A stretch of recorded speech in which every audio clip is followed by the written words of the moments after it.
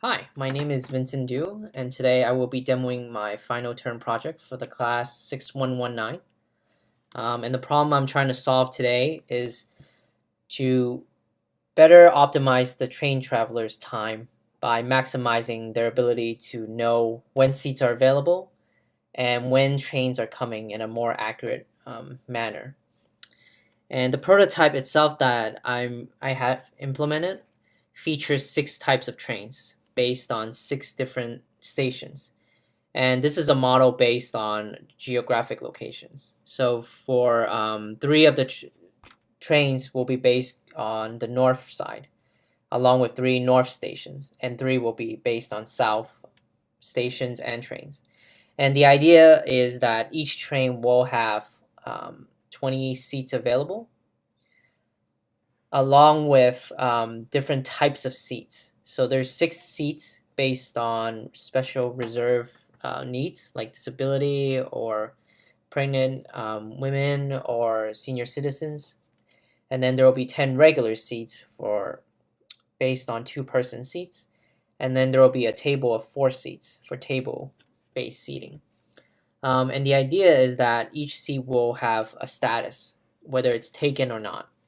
And as seats are taken, they will be saved into the database so that by notification will allow the user to see that how many seats are left on a train in real up-to-date time.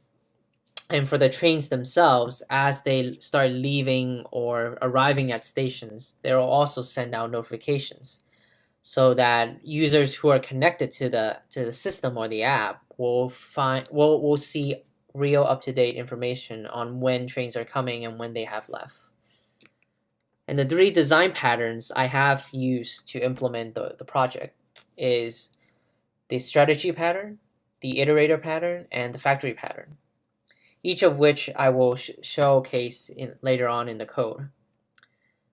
And the instructions also include setup for a MySQL database and also WebSocket web technology. And I have used the MySQL database to output most of the data and stored them in database tables, which I will also go over as well. And finally, I will also go over the web app, which will showcase the stations along with the trains and the ability to view the seats that are open for each train. But there are a few bugs right now where the notification is not working properly. But I will showcase the infrastructure, which is there in terms of laying out how trains arrive and how they leave. So without further ado, we'll go through the code. And so the code will first start with the application class, the main class, which in the beginning will implement the command line runner along with setting up most of the controller and services and the factories that later on will be used to manage the train and stations along with the seating. And we first set up the database connection by pointing to a train app database table that we have created. And that database is where we'll store all the relevant tables like seats, stations, trains, and etc. All the tables that we'll need to run the app. And once it starts connecting to the database, then it'll set up the initial tables at first. And this is the input that we'll need. Setting up all the relevant columns, and then it'll set up the initial stations first so that we at least have a starting point with the stations. And then next, we'll start utilizing our factory in order to implement our trains. And as you can see here, this is based on the factory pattern that I mentioned earlier. And so if we go into it, we'll see how I used it here to implement the train system. The factory pattern is particularly useful for developing different categories of the same resource so that we can have a centralized resource with most of the methods there that the others could share, but at the same time, the classes that inherit or essentially extend the abstract class that is the original factory can have their own specific attributes without the need to implement most of the logic. As you can see here, the train factory is the initial abstract class that all the other factories will point to, the north factory and the south factory. And as you dive further deeper, you notice that the services are connected here, so that later on we can use it to call the relevant resources like trains, seats, and stations. And the main use case for the factory here is to prepare the train, which essentially creates the train and creates it into the database, as well as setting up the seating and linking it to the starting station where the train will start. Each train will have one station that they start at when they reset themselves. And then additionally, we also utilize an iterator, which is part of the iterator pattern I will go into later. And as you can see, most of these methods are basically the main behaviors of the train and the station processes, in that it begins the travel for the train, along with updating when they have arrived at the station, as well as starting and stopping the train at each station. Finally, we also determine what direction the train is going as it reaches the final station that it goes to. For example, if it went north and it went to the farthest north station, it will learn to redirect itself and start going back south to that, so that it'll head south until it reaches the southernmost station, which it will then reverse itself again. And so if we can see the northern train factory that extends this train factory, we can see that most of the logic is already done. The only thing that it actually does here is that it extends the create train. So it implements its own create train, which if we look at the original train factory, we can see that it's an abstract method, which will provide the parameters and the signatures that is required. But the actual implementation will be done here in the individual train factory themselves. So for northern train, we can make north A train, B train, and C train based on north. And in the south train factory, we can make it based on the south version. But again, the implementation is within its own small train factory, not the main train factory that it's extending off of the main factory here. Now, as we turn back to the iterator, we could see that it utilizes the main iterator interface. It has mainly 4 methods, but it provides the signatures as well as the parameters that's needed. And as we can see here, we extended it by implementing the iterator in the train iterator.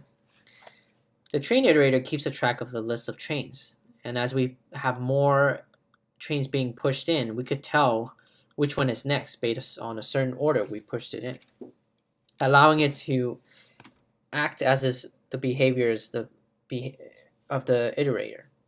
And the idea is that we could have multiple iterators in the future, so that there could be a station iterator as well as a seat iterator that utilizes the same iterator interface, allowing us to loop through resources without the need to have constant new checks for them.